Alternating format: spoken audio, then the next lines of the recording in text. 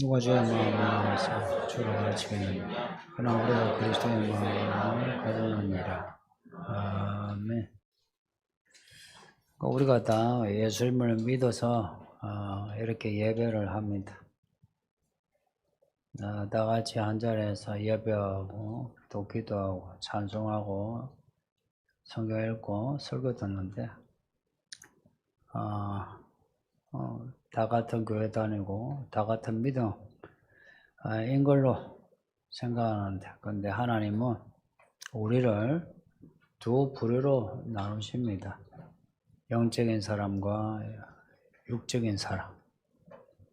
참 불편한데요.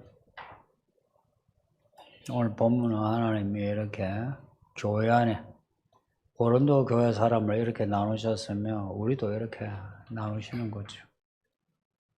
우리도 이렇게 육에 속한 사람, 영에 속한 사람으로 나누신답니다. 근데 이 기준은 우리가 가지고 있는 기준이 아니고 하나님이 제시한 기준입니다. 성령의 나타내심, 능력, 혹은 성령의 지혜, 혹은 하나님의 일을 하느냐, 이게 기준이에요. 뭐 술, 담배를 하느냐 안 하느냐, 주일마다 교회 잘 오느냐 안 오느냐, 이런 그 형식적인 기준이 아니고 하나님 보시기에 성령의 사람이냐 아니냐 하는 겁니다. 사람은 속일 수 있어도 하나님은 속이지 못한다는 거 다 알고 계시죠? 가끔 저 교회 다니는 분들이 사람을 많이 의식해요.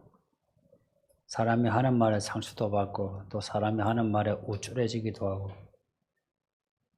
그럴 수밖에 없는데, 근데 이제 그런 데서 좀 자유해지는 게 좋습니다. 사람들이 뭐라고 하든 내 믿음의 길로 가야 하고, 또 사람들이 아무리 나를 칭찬해도 그 칭찬에 머물지 않고 내가 가야 할 길, 믿음의 길로 가야 하고. 산상복음을 보면 우리 예수님이 참 의외의 말씀을 하시는데요. 나중에 이제 심판 때 이야기죠. 그래서 어떤 사람은 천국으로 들어오라 하고 들어오게 하시는데 어떤 사람은 못 들어오게 하십니다. 그래서 못 들어간 사람들이 예수님에게 따져요.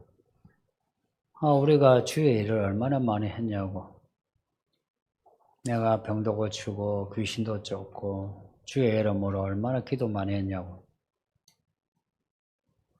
이거는 교회 초신자는 아니죠, 그죠? 저와 같은 목사, 혹은 교회 오래된 여기에 목자들, 교사들, 이런 사람들이 교회 일도 많이 하고 주의 일을 하죠. 특히나 이제 목회자들, 귀신 쫓고 병 고치는 일을 아무나 합니까? 저런 목회자들이 하는데, 결국 그런 목회자들 보고 혹은 교회 오래 묵은 성도들 보고 하시는 말씀이 나는 너를 모른다 하시는 거예요. 왜 그들은 모른다 하실까? 예수님은 하시는 말씀이 있습니다. 주여 주여 하는 자마다 다 천국에 가는 것이 아니고 주의 뜻대로 행하는 자가 천국에 간다. 그리고 그 뒤에 예수님의 가족들이 찾아왔을 때 예수님이 나가보지도 않고 하시는 말씀이 누가 내 가족이냐? 하나님의 뜻대로 하는 사람이 내 가족이다. 그러셨어요. 하나님의 뜻대로 행하는 거 쉬울 것 같죠, 그죠?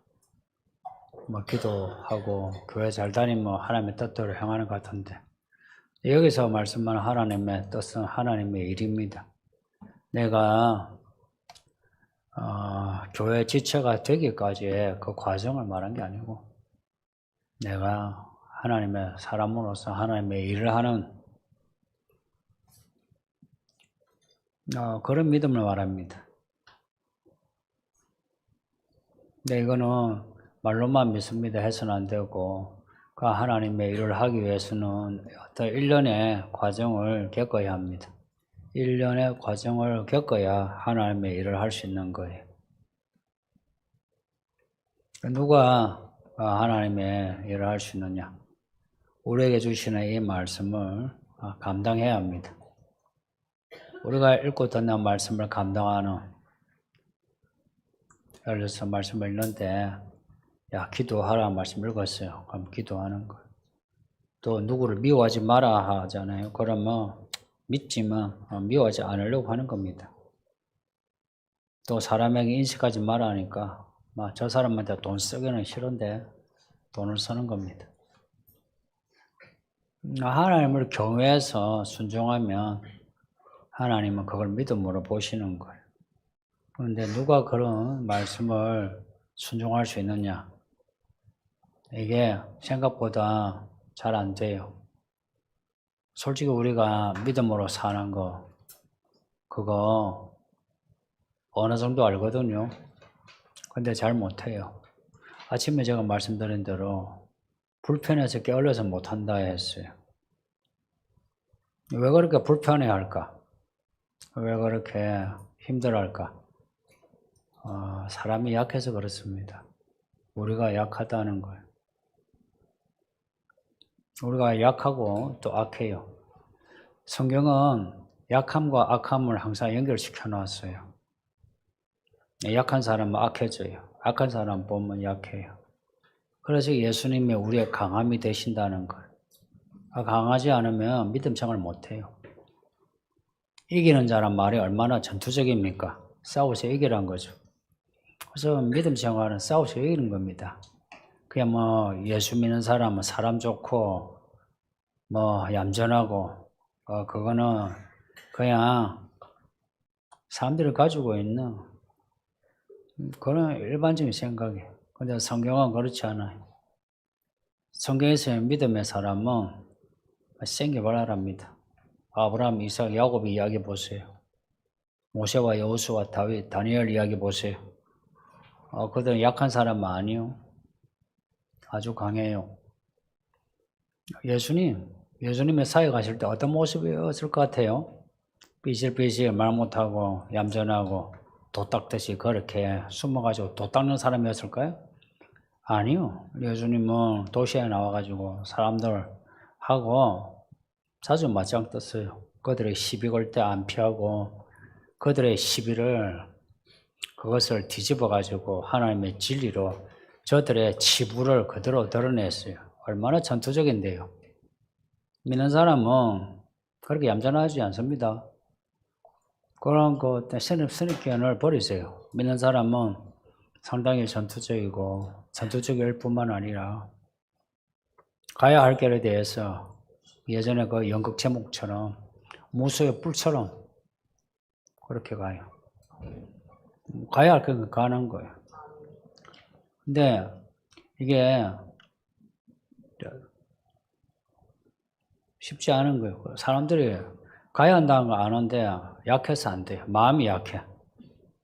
믿음도 약하고 마음도 약하고 또 몸도 약하고 다 약해요. 사람은 약해요. 저 살면서 강한 사람 한 사람도 본 적 없어요. 강한 사람 누가 있대요? 봤어요? 이런 사람 진짜 강하다. 야, 정말 존경할 만한 사람. 솔직히 존경할 만한 사람이 누가 있대요? 있다면 다행인데, 근데 또 지나보면 그렇게 존경할 거 없어요. 사람은 다 약해. 그래서 모든 사람에게 예수님이 필요하다는 겁니다. 그리고 또 약한 거는 구약의 이스라엘의 경우에 율법이 약해요. 율법을 다 행했다고 합시다. 하나도 빠짐없이. 네, 행했지만 그 마음이, 그 중심이 마음과 뜻과 정성을 다하지 않으면 그 행함이 아무것도 안 돼요. 예수님이 하신 말씀이에요. 그래서 바리새인이 아무리 율법을 행하고 바울이 아무리 율법을 행해도 율법에 흠결이 없어도 하나님 보시기에는 죄인인 거예요. 율법 자체가 약해요. 율법은 사람의 그런 약함을 보충해 주지 못해요. 근데 복음은 달라요. 복음은 사람의 약함과 악함을 다 보충해 줘요. 우리가 약하고 악한 거 복음이 그것을 메꿔줘요. 우리가 하지 못하는 거. 그래서 복음이 기쁜 소식입니다. 이 복음은 예수님의 복음이에요. 앞에 2절에 예수님의 십자가 이야기합니다. 예수님의 십자가가 복음이라 이야기입니다. 왜 그것이 복음, 좋은 소식이냐? 우리가 약하고 악했어. 그리고 구약의 율법이 약했어. 구약의 전통, 관례가 그 자체에 한계가 있어서 하지 못하는 구원을 복음이 우리를 구원하시는 겁니다.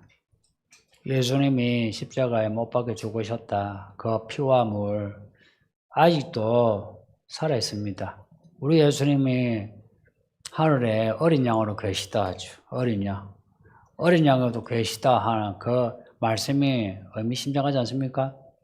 왜 어린 양이시냐? 아직 그 피값이 살아있는 거라. 피가 아직도 뚝뚝 이렇게 예배 때마다 흘러서 죄를 사하고 죄를 사함을 받은 사람은 먼저 깨끗해지죠. 그렇게 깨끗해지면 그냥 놔두는 게 아니에요. 그렇게 정결하면 하나님의 성령을 주십니다. 깨끗한 사람에게 성령을 선물로 주신다 하셨어요. 성령을 주시는 거라. 죄사함과 함께 성령을 주신다. 이 두 가지예요. 이 두 가지가 구원의 사건입니다. 죄사함과 성령을 받음이 없이는 구원이 없어요. 지금 하는 이런 말들을 좀 여러분이 귀담아 들었으면 싶어요. 성경의 메시지를 요약하는 말이거든요. 근데 의외로 여러분에게 말을 하라, 글을 써라면 잘 못해요. 근데 또 아이러니한 거는 본인이 또 할 수 있다 생각해요. 근데 잘 못해요. 못하기 때문에 사람들과 대화가 그렇게 안에 알맹이가 없어요. 기도하고 좀 하고 하는데 그 말을 하는데 실제 안에 알맹이가 없어요. 그 알맹이가 본문에는 그 앞에 능력으로 나와요. 능력. 그 알맹이라는 게 능력이에요. 그 능력은 우리에게 있지 않고 이 복음에 있어요. 이 복음의 내용에 있어요. 이 복음의 내용은 성령의 사람이 아니면 그 복음의 알맹이를 못 잡아내요. 진짜 못 잡아내요. 희한한 거 있죠. 그런 거 있잖아요. 다 같이 영화를 보는데 이제 똑같은 영화를 봐도 어떤 사람은 그 영화 어느 장면을 기억을 하고 스토리를 말해내요. 근데 어떤 사람은 보고도 그런 게 있었어 그래요.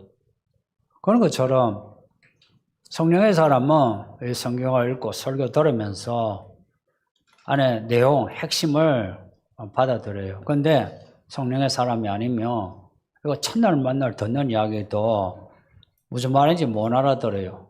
못 알아들을 뿐만 아니라 기억을 잘 못해요. 그래서 예수님 우리 보고 성령을 받으라 하신 거예요. 성령을 받은 제자들이 달라진 거 보세요. 말이 달라졌어요. 이게 말빨이 달라진 게 아니고 안에 있는 지성이 달라졌어요. 지성이 달라졌다고요. 사람의 지각이 달라졌어요. 이 사람의 지각이라는 거 되게 중요한 거 아시죠? 우리가 말하고 행동하고 판단하고 살아가는 거 우리의 지각으로 하는 거 아니에요? 감성은 아니거든요. 감성은 단편적이고 지각은 장편이에요. 아는 대로 그렇게 하잖아요. 근데 우리의 지각이 달라져요. 지각이 달라지면 덩달아 감성도 달라지기 시작해요. 성령은 우리의 지각을 달리해요. 하나님을 아는 지식을 가지고 그리고 오늘 본문에 나오는 분별을 하게 돼요. 분별. 이 분별한 말 이게 액센트를 둬야 해요. 분별이에요. 분별은 가려내는 겁니다. 이것과 저것을 가려내는 거예요. 옳고 그름을 가려내고 하나님의 뜻, 사람의 뜻, 하나님의 일, 세상의 일, 사람의 일, 성령의 일, 이렇게 가려내는 거예요. 지금은 우리가 오늘 안 가려내도 별 이상이 없죠, 그죠? 사실 오늘 예배를 안 해도 별 이상이 없는 것 같죠. 그러나 이 시간의 무게는 똑같지 않아요. 가면 갈수록 시간은 무거워져요. 시간의 밀도가 높아져요. 예수님이 오세요.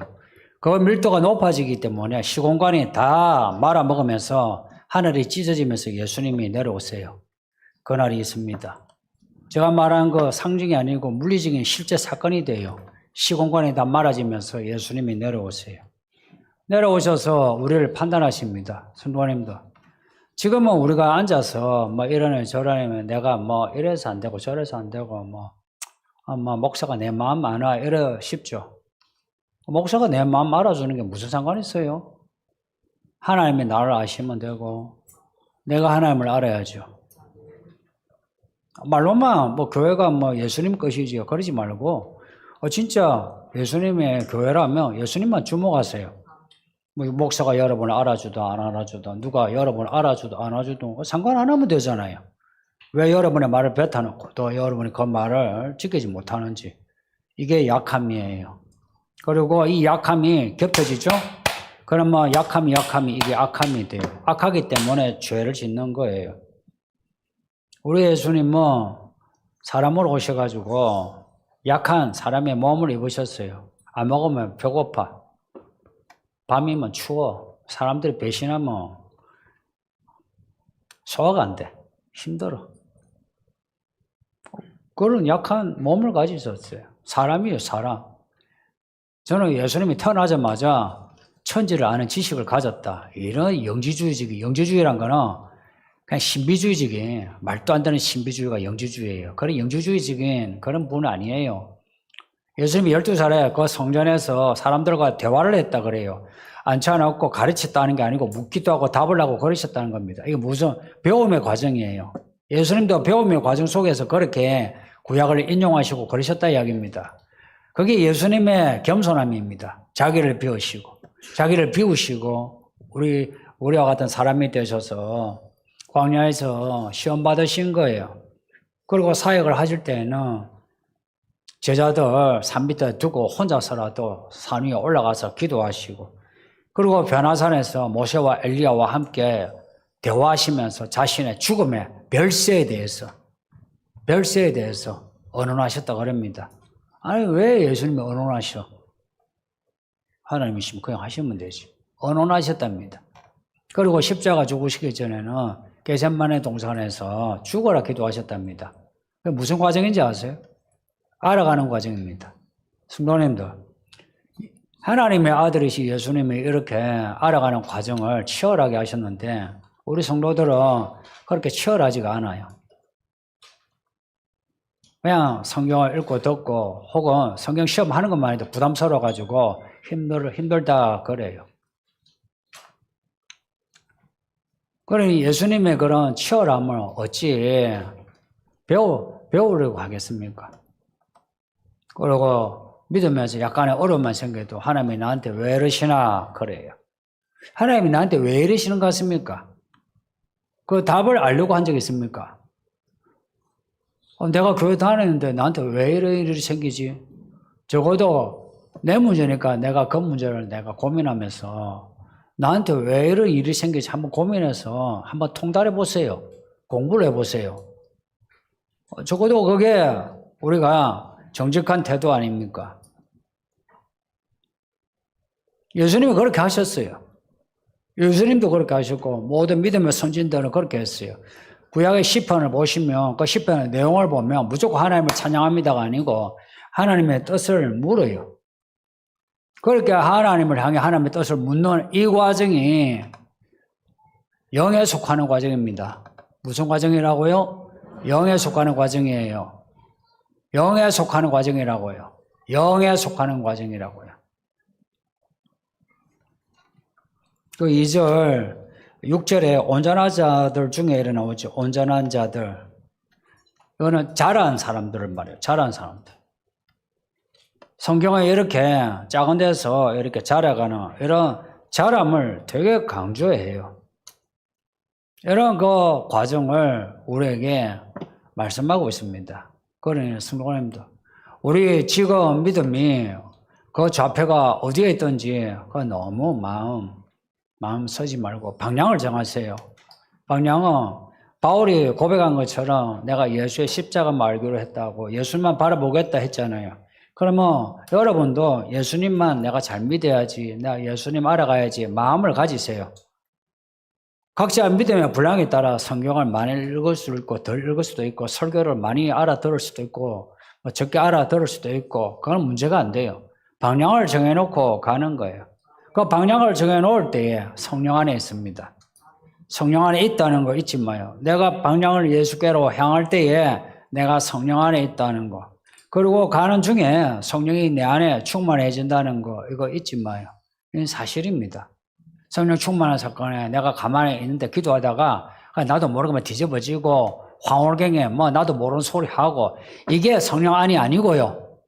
물론 그런 때는 있어요. 그러나 우리 일상에서 성령 안은 우리가 믿음으로 살아가는 그 방향을 정해놓고 가는 과정, 그 방향이 그리스도를 향할 때에 그것은 아무리 그리스도에게서 먼 곳이라 해도, 아무리 먼 곳이라 해도 그리스도를 향해 있으면 성령 안에 있는 겁니다.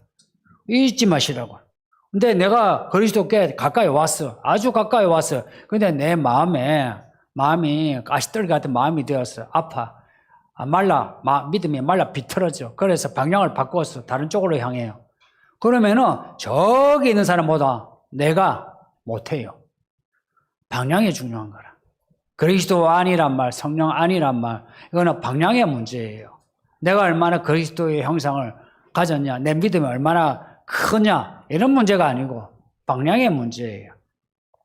이 방향의 문제가 딱 내가 정리가 되면요, 그러면 그리스도가 내 모든 가치의 우선이 돼요. 제가 자주 말씀드린 거 있죠. 여자가 향유를 부을 때에 유다가 옆에 와가지고 왜 허비하느냐 그랬죠. 이 사건은 이제 유다가 자기의 직업과 가족을 두고 예수를 쫓았던 유다가 이제는 예수에서 돈으로 향한다는 그런 전환점이 되는 거예요. 그 사건이. 이제는. 많은 사람이 이런 전환점을 가지고 있어요. 그래서 실컷 잘 믿다가 돈 때문에, 솔직히 말하면 고작 돈 때문에 죽으면 가져가지도 못할 거. 여기서 적당히 누리고 가면 되는데, 그리고 굶어 죽지도 않을 것 같으면 먹고 라면이라도 끓여 먹으면 먹는 거 아닙니까? 아니면 잘 방이 있으면 된 거죠. 더 좋은 방이면 더 좋지. 근데 그렇지 않아도 괜찮은 거 아니에요. 영원히 살 것 같으면 영원한 집을 하나 마련해야지, 그죠? 그런데 영원히 살 거 아니면 집 없어도 괜찮지 않나요? 제가 이 나이에 이런 말 하는 거는 제가 여러분에게 할 수 있는 말 아닙니까?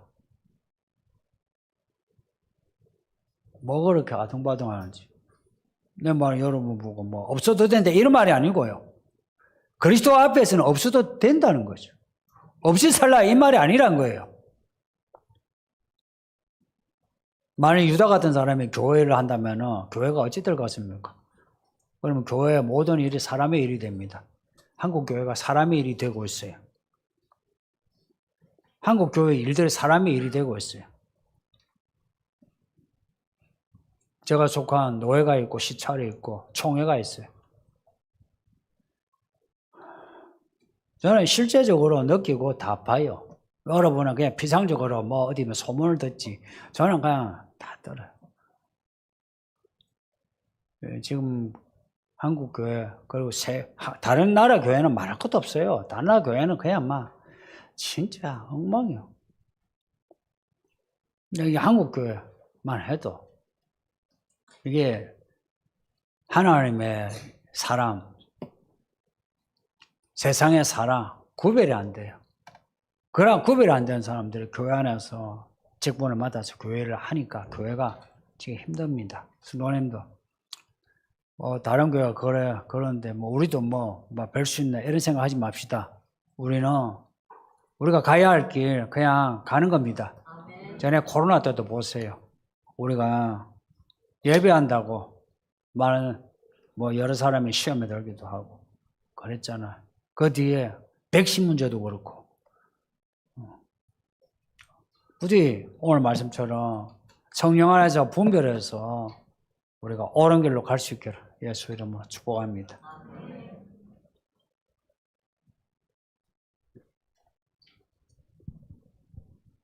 목사님께서 우리 안에 있는 귀신을 우리 몸에 걸쳐진 옷과 같다고 비유하신 적이 있습니다. 그리고 그 옷을 우리가 벗을 수 없고 오로지 새 옷을 그 위에 계속 입어야 된다고 하셨습니다. 새 옷을 계속 입는 몸짓은 어떤 것인가요? 귀신의 이름을 한마디로 말하면 바알입니다. 바알. 바알은 주인이라는 뜻이에요. 그 구약의 사람들은 하나님을 부를 때 바알이라 하기도 했어요. 왜냐? 그 뜻이 주여이기 때문에. 근데 그 바알이 구약에 특히나 가나안 혹은 바벨론 그 지역의 우상이었어요. 만들어진 우상이에요. 그래서 하나님이 야 이름이 똑같다. 나보고 바알이라 하지 마라 해서 바알이라 하지 않아요. 왜 귀신이 바알이라 하냐? 귀신은 여기에 안 믿다가 들어오신 분, 특히나 무속을 아는 분들은 알 거예요. 귀신은 사람 속에 들어가기를 좋아하고 사람 속에 들어가면 내 거다 그래요. 귀신은 항상 사람을 내 거라 여기요. 귀신이 사람 속에 들어가면 자기 걸로 여겨요. 자기 걸로 여겨요. 내 건데, 내 것이 내 마음대로 돼야 하는데, 내 것이 하나님을 믿고 성령을 따라 살려고 하면 귀신이 화를 내요. 그래서 아프게 하고요, 사고 일으키게 하고요, 그래요. 그래서 하는 말이 있죠. 교회 나오다가 다치고, 교회 나오다가 병이 들고, 교회 나오면서부터 부부관계가 안 좋아지고, 어쩌고 저쩌고 이런 말이 있죠. 왜 그런 일이 생기느냐? 귀신이, 내 것인데, 이게 내 마음대로 안 될 때 귀신이 이제 휘젓는 게 그런 일들이에요.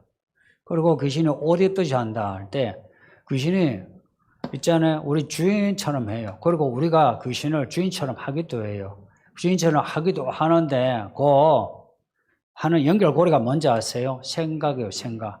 예수님이 집어내신 거예요. 생각이에요. 사람의 일을 생각하는 거라. 사람의 일을 한 건요, 그냥 우리가 사람이 살아가는데 필요한 인지상정의 그런 생각이에요. 인지상정의 생각이에요. 그런 생각하면서 사는 거죠, 그죠? 동계산 그렇게 하잖아요? 네. 장래 계산 그렇게 하는 거죠. 자녀 그렇게 키우는 거죠. 연애 결혼 그렇게 하는 거죠. 사람의 생각, 사람의 일로 여기는 거예요. 우리가 누가 여기서 나 귀신을 좋아해, 나 마귀를 섬겨 그래요. 안 그러죠. 나 마귀 싫어 그러죠. 마귀도 그래요. 마귀도 그래요. 마귀도 우리 보고 나도 마귀 싫어 그래요. 잘 모르시나 보네. 마귀 보고 물어보세요. 마귀가 좋나? 귀신은 똑같이 이야기해요. 나 귀신 싫어. 귀신은 물리쳐야 돼. 귀신이 그렇게 이야기해요. 그게 다 속이는 말이요. 그래서 사람들이 속아요. 그래서 귀신은 절대 귀신의 정체를 안 드러내요. 만일에 귀신이 있잖아요. 드러내면서 귀신이 안에 거품을 물고 여러 기도하다가 토하기도 하는 분이 있거든요. 그 귀신이 나타나는 거예요. 그렇게 나타날 때에는 이제 귀신이 이제 나갈 때가 됐어요. 그런 걸. 나가기 전에는 절대 안 나타나요. 귀신이 귀신으로 나타날 때는 그 사람이 가만히 있은 게 아니고 내가 지금까지 귀신의 소유물인데 이제 내가 하나님을 믿으려고 뭔가 순종한 게 있거든요. 순종한 게 있을 때에 귀신이 내 것인데 네가 어디 가노 하고 치는 게 그래서 오바이트하고 몸에 병 생기고 정신이 돌아버리고 그런 거예요.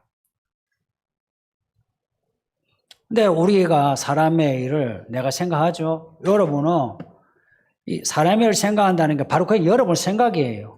여러분의 생각 옳은 거 아니거든요. 근데 그 생각대로 살죠. 그럼 그 생각이라는 게 머리부터 발끝까지 보세요. 머리부터 발끝까지 내가 내 생각대로 하죠. 머리 깎아야지. 옷 사야지. 먹는 거 이거 먹어야지. 돈 이거 벌어가 얼마 내가 쓰고 하죠. 다 그런 생각이에요. 옷이 뜻이 이게 딱 맞춰져 있어요. 여러분, 옷이 이리 작으면 입습니까? 불편해서 벗어버려요. 귀신이 딱 맞춤이 된 거라. 이러고요. 상반간이에요. 귀신이 우리 생각에 맞춰줘요. 그래, 그거 원하냐? 그래, 해줄게. 그리고 또한 우리도 귀신이 이끄는 욕구와 욕망이 있어요. 그러면 그 욕구와 욕망, 우리 또한 좋아하잖아요? 그러면, 나 그거 좋아. 하고 서로 맞춰가요. 그래서, 바울이 말한 바가 주와 합한 자는 한 영이라 그랬어요. 주와 합한 자는 한 영이라. 성령과 합한 자는 한 영인 것처럼 귀신과 합한 자도 한 영이에요. 귀신과 하나라. 귀신하고 하나가 되었냐, 성령과 하나가 되었냐. 오늘 말씀은 그 문제예요. 육신에 속한 사람은 육신에 속한 거, 육신에 했어요. 그런데 그 귀신에게 속한 거예요. 성령에 속한 사람. 하나님께 속한 사람이에요. 근데 이 옷을 어떻게 벗냐? 그냥 이 옷은 내가 벗으면 되죠, 그죠? 근데 귀신이 입혀주는 옷은 아무도 못 벗어요. 죽을 때까지 못 벗어요. 못 벗어요. 술, 담배는 끊을 수 있어요. 근데 귀신은 못 벗어요. 왜 벗을 수 없냐? 귀신에 나 자신이 되어 있어요. 귀신이 나 자신이 되어 있는데 어떻게 벗어? 나의 생각과 나의 습관이 되어 있는데 그 귀신을 벗을 수 있는 거는 예수님의 십자가 피밖에 없어요. 예수님의 십자가 피밖에 없어요. 그럼 내가 뭐 예수님의 십자가 피 예수의 피밖에 없네. 그 찬송만 하면 그러면은 벗어지느냐? 아니요. 한번 해보세요. 이거는 한번 실험을 해보세요. 예수의 피밖에 없는 하루 종일 불러보세요. 그냥 불러가지고 되느냐? 안 돼요. 방언을 하루 종일 해보세요. 어떤 분은 방언을 하면 막 시원하다고 하는데 시원한 거하고 벗는 거하고 다른 문제예요. 안 벗어져요. 벗는 게로 예수의 옷을 예수의 옷이 뭔지 아세요? 예수 그리스도의 옷은 의의 옷이라 그래요. 귀신을 내쫓는 가장 확실한 방법 하나밖에 없어요. 기도도 하고 뭐도 있는데 가장 확실한 거는 말씀을 읽고 듣고 말씀대로 내가 행하는 것밖에 없어요. 말씀을 그냥 행동을 해야 돼요. 오죽했으면 예수님이 하나님의 뜻대로 행하지 아니하면 못 들어간다. 그 말씀하셨을까? 거기에 매일 기도하고 금식해야 되고 그런 말씀 하셨으면 우리가 그래야 되나 하죠. 근데 말씀을 행하는 문제를 언급하셨다는 거 특이하지 않나요? 실제로 제가 목회하면서 서로 귀신 들린 성도들이 적지 않거든요. 여러분 중에서도 귀신 들렸다가 왔다리 갔다리 하고 이제 나간 사람도 있고요. 그 귀신을 어떻게 쫓느냐? 말씀대로 행하는 것밖에 없어요. 말씀대로 어떻게 행하냐? 말씀 알아야 행하지. 생각해 보세요. 하나님의 일을 모르는데 내 하나님의 일을 어떻게 할 거예요? 그리고 말씀을 모르는데 어떻게 말씀을 따라가요?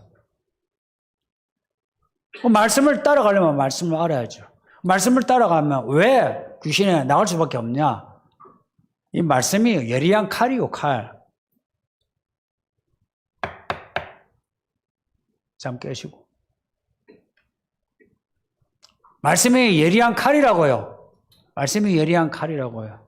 말씀이 예리한 칼이 돼가지고 내가 말씀을 행하죠. 그러면 나는 말씀을 행할 뿐인데 그리스도 예수의 말씀의 칼이 그냥 휘둘러져요. 해서 우리에게 덮여진 귀신의 옷을 다 갈기갈기 잘라버려요. 다 잘라버려요. 행하면 행할수록 잘라버려요. 교회 다니면서 말은 잘하죠. 뭐 기도가 뜨고 막 하죠. 근데 말씀대로 행하는 거 없는, 예배 오는 것도 그렇고 기도하는 것도 말씀 읽는 것도 그렇고 이 자체가 기본적인 게 안 되는데 어떻게 말씀으로 행하고 있어요? 말씀으로 행해 보세요.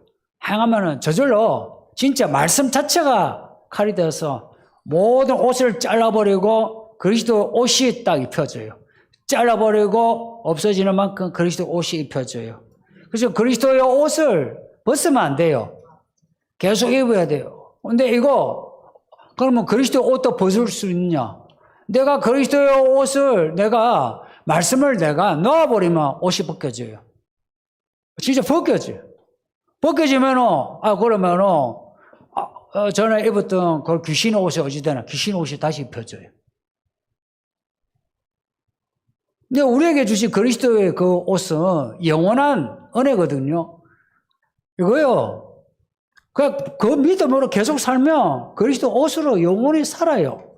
근데 내 고의로 그리스도 옷을 내가 버리는데, 여러분 같으면은, 여러분 하나님이라 생각해 보세요.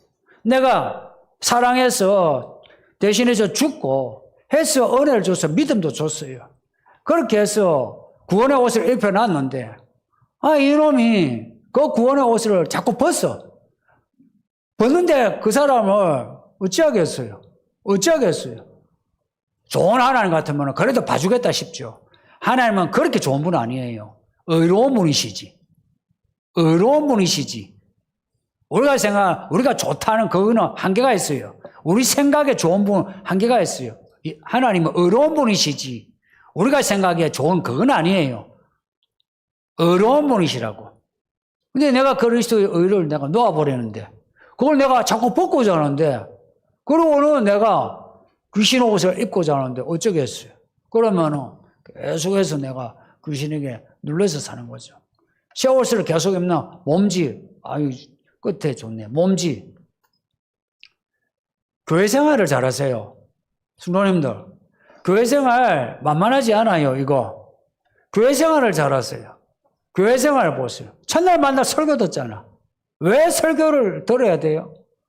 아, 설교 없는 거 예배는 예배가 아닌가? 예배가 아니에요. 말씀이요, 말씀. 말씀이요. 모든 것이 뿌리예요.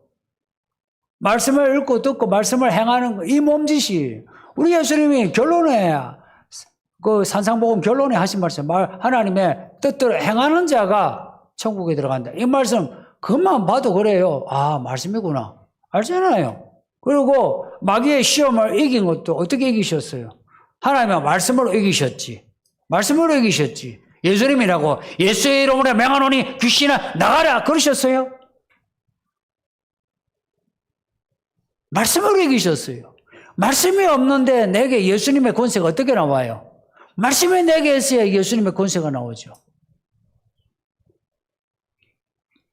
근데 새 옷을 계속 입는 거는 끊임없이 말씀을 읽고 듣고 배우고 행하고 말씀대로 기도하고 말씀대로 살아가는 겁니다. 이거 약간 삽질하는 것 같아요. 근데 어느 날인가 이 삽질하다 보면요. 남들은 굴착기 해놔도 물이 안 나와요. 근데 우리는 삽질하는데도 물이 나와. 어느 걸 택하겠어요? 저는 삽질을 택했어요. 이 결과는 말할 것도 없이 이건 해피엔딩이에요. 이건 해피엔딩이라. 저기 굴착기 가지고 뭐 하는 거 하나도 안 부러워. 그냥 삽질한 것처럼 이렇게 할 때에 파는 곳마다 샘물이 나오게 돼요. 파는 곳마다. 그래서 인생의 모든 삶의 영역이 생명수가 흐르게 돼요. 생명수가 흐르게 돼요. 그게 행복한 인생 아닙니까? 목회자들 중에, 선배들 중에 이런 분이 많았어요. 목회 열심히 해. 신학자로서 열심히 연구해. 근데 그 가정이 혹은 그 사람 내면이 그렇게 행복하지 않은 거라. 그래서 그 아내와 트러블이고 그 자식들은 그걸 보면서 우리 아버지가 왜 저러시나. 아, 난 목사고 결혼 안 해야지. 이러는 거라. 그리고 이제 어떤 자녀는 그걸 이제 책으로 써서 출간해가지고 교계에, 그러니까 그분이 교계에 이제 유명한 분 같으면 그 교계에 참, 뭐 그런 책을 선호하고 비판도 받고 그래요.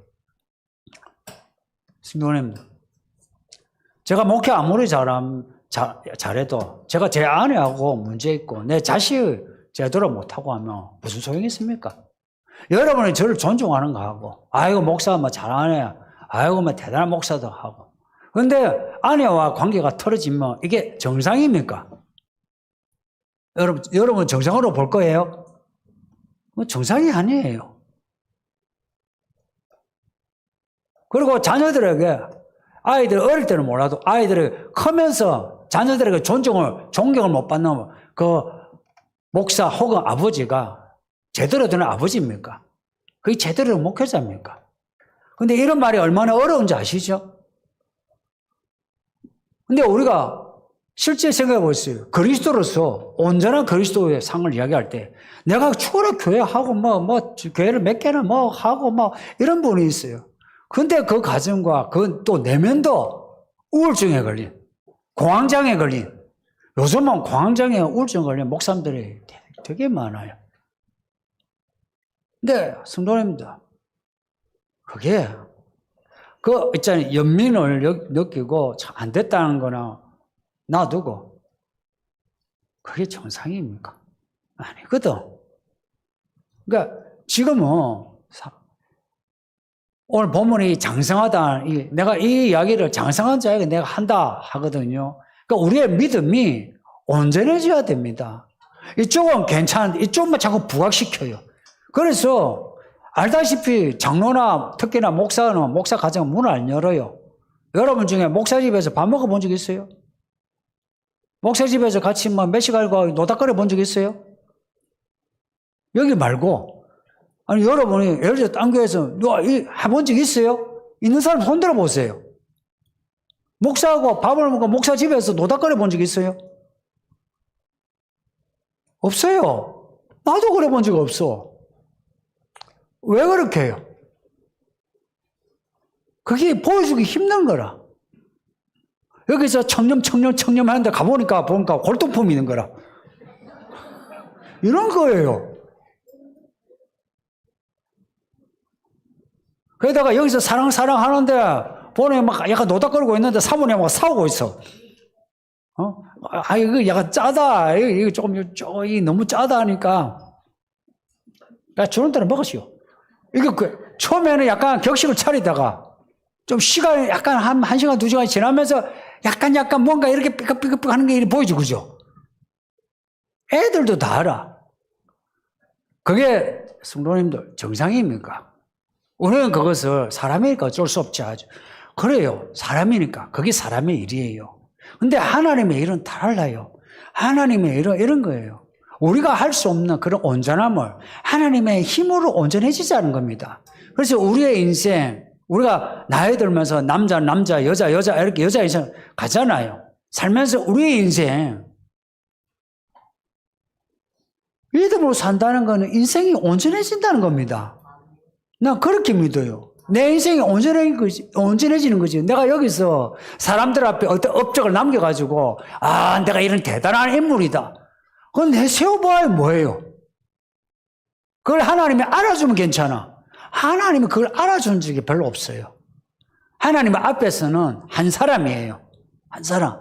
너가 나를 어떻게 믿었고, 너가 어떻게 살았나, 이걸 보시는 거지. 너가 얼마나 대단한 일을 했나, 그것도 교회에서 무슨 대단한 일을 했나, 이거는 안 보시는 거예요. 놀랍지 않습니까? 안 봐요. 너가 나를 얼마나 사랑하고, 너가 나를 위하여 뭘 버렸고, 너가 나를 위하여 얼마나 부지런히 살았나, 이걸 보시는데, 여기서 업적을 이야기한 거는 이런 거예요. 천지를 만드신 하나님 앞에서 내가, 맞아, 누구 앞에서 주름 잡는 거나 같아. 내가 이거 했어요. 그런 거나 같아. 그러니, 우리가 교회 생활하면서 해야 될 거는, 오늘 이 말씀대로, 바울이 그러잖아요. 내가 예수 십자가 말기로 했다. 왜냐? 내가 말을 하고 전하는 게 성령의 나타남과 능력으로, 그리고 하나님의 일 하기 위해서다. 그래요. 성도님들 교회 생활 하면서 이 교회 생활 헛되이 우리 하지 말고 하는 동안에 이 스토리가 있는 생활을 합시다. 스토리가. 지금 준비해야 돼요. 이 교회가 지금 준비해야 돼요. 예수님 곧 오시고요. 그리고 곧 오시기 전에 저는 기도하고 있는 게요. 이 교회가 채워지고 넘치라고 제가 생각하고 있어요. 이 교회가 준비를 해야 돼요. 사람 맞이할 준비를 해야 돼요. 사람 맞이할. 사람, 그냥 이쪽 인사하고 막 채워주고 막 이런 게 아니고, 이제는 오늘 이 질문처럼 나도 구원의 옷을 입고 들어온 사람마다 다 구원의 옷을 입도록 해야 돼요. 그래서 이제는 진짜 이 교회가 교회다운 구원 공동체가 되어야만 예수님 오실 때 저도 욕먹지 않고 저의 이름도 하나님이 부르시고 여러분도 부르고 그럴 때 그날에 언제인지 몰라도 그날에 우리가 다 어린 양의 혼인잔치에 들어갈 줄 믿습니다. 말씀 생각하면서 우리 합심해서 기도합시다. 아버지 하나님 감사합니다. 오늘 말씀을 우리에게 주시니 감사합니다. 우리 모든 성도가 다 하나님의 일하는 하나님의 종되게 해 주소서. 그동안 사람의 일로 사람으로 살아왔습니다.